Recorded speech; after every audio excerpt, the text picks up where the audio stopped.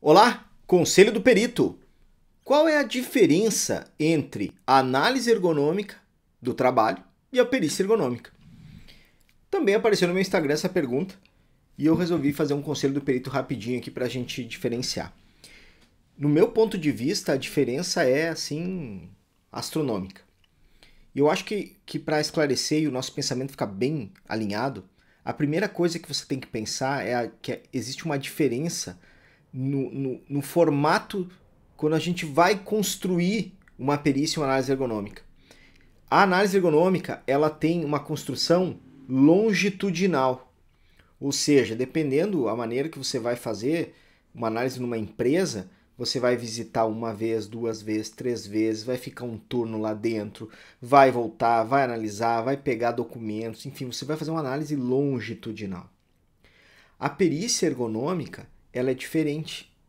Ela é um ato transversal. Ela tem dia e hora para acontecer. Aí você vai me dizer assim, mas às vezes a perícia ergonômica ela não é muito, não retratou a realidade da tarefa. Faz sentido o que você falou para mim. Mas aí eu te pergunto, quantas empresas têm análise ergonômica para mostrar para o perito que a realidade é outra? Então as empresas pecam muito quando elas sofrem a perícia ergonômica e elas acabam reclamando, porque o perito pegou um pedacinho da história e tomou como verdade. Não, não é um pedacinho da história. Aquela história que ele viu naquele dia é verdade.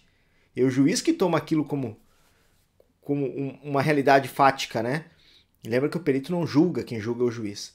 Mas às vezes esse pedacinho conta muito da história do reclamante ou do autor e tudo mais. Então, é muito importante a gente perceber essas diferenças, porque eu já observei peritos cometendo um erro crasso, assim, um erro absurdo. Chega lá na hora de fazer uma perícia ergonômica, ele começa a fazer uma análise ergonômica. Por exemplo, a perícia, o reclamante ele entrou com o processo pedindo uma indenização porque desenvolveu uma síndrome do túnel do carpo. Ponto. É isso que ele pediu. Ele disse, olha, eu adoeci da minha mão. Do meu punho, melhor dizendo. E aí chega lá na hora do ato pericial, o perito começa a fazer uma análise global.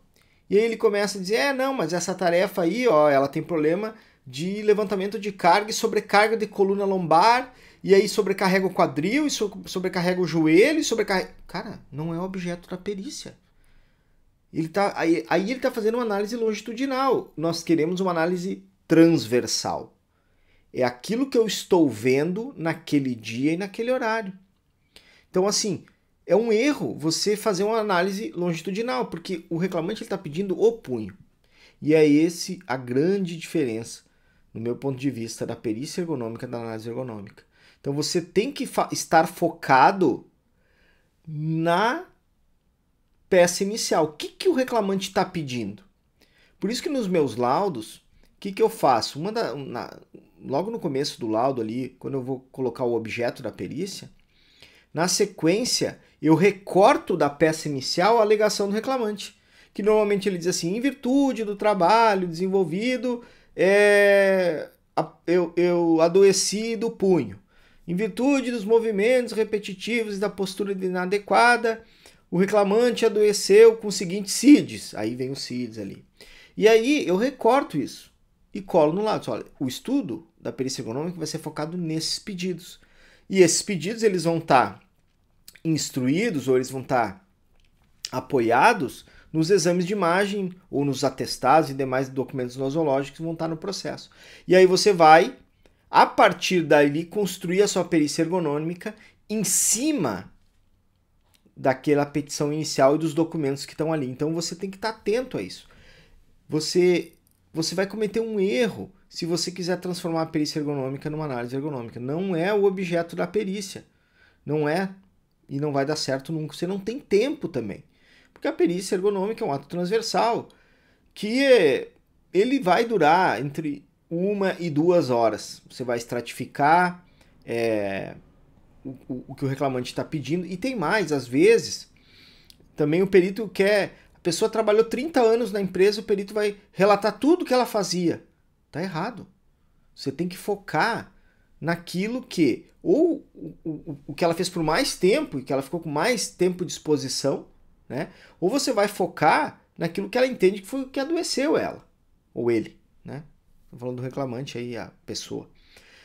E aí, às vezes, a gente vê isso, o perito começa a se perder na perícia, né? Começa a se perder, porque ele começa a puxar muito para trás e depois não dá tempo de avaliar. Tem coisa que nem existe mais também. Então, assim, não confundam e não transformem a perícia ergonômica na análise ergonômica. Isso é um erro mortal. Então, essa é a grande diferença. E a empresa, ela deve ter análise ergonômica justamente para confrontar o perito.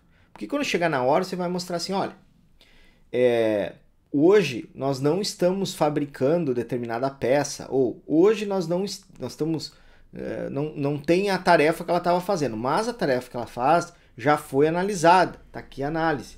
E aí o perito vai olhar a análise. Porque o que acontece também, que a gente tem que ter cuidado, que muitas vezes, infelizmente, você recebe a análise e a análise é fake, né? A análise não tem nada a ver, você vai mostrar para o reclamante, não, eu nem sei que setor é esse, ou então foi uma análise construída para o ato pericial. Você tem que ter esse cuidado, você tem que ter também, digamos assim, o cuidado e a atenção de analisar aquele documento, que às vezes realmente acontece, a empresa ali, né, a gente envolve dinheiro, envolve indenizações, então as pessoas usam de todos os meios aí para tentar sustentar a sua tese.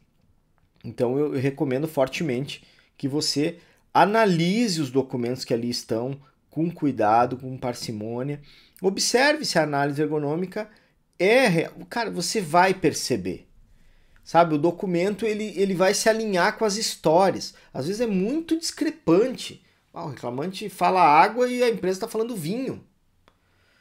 Aí você vai perceber que aquela análise não está batendo. E com o tempo, você vai ganhando experiência nas análises, nas perícias, você vai perceber que tem processos produtivos que não podem ser tão diferente, porque as empresas não conseguem concorrer, né? Ela tem que acompanhar, uma vai acompanhar o processo produtivo da outra. Na indústria moveleira, o processo produtivo é tudo mais ou menos similar. Na indústria da transformação, no comércio, na indústria alimentícia, porque eles vão enxugando, eles têm que estudar o processo, então o processo é quase mais ou menos igual. Então você vai pegar, não, mas eu já avaliei esse processo. Não é assim, como estão dizendo. Então você tem como saber. Então essa é a grande diferença. Então faça perícia ergonômica, não faça análise ergonômica.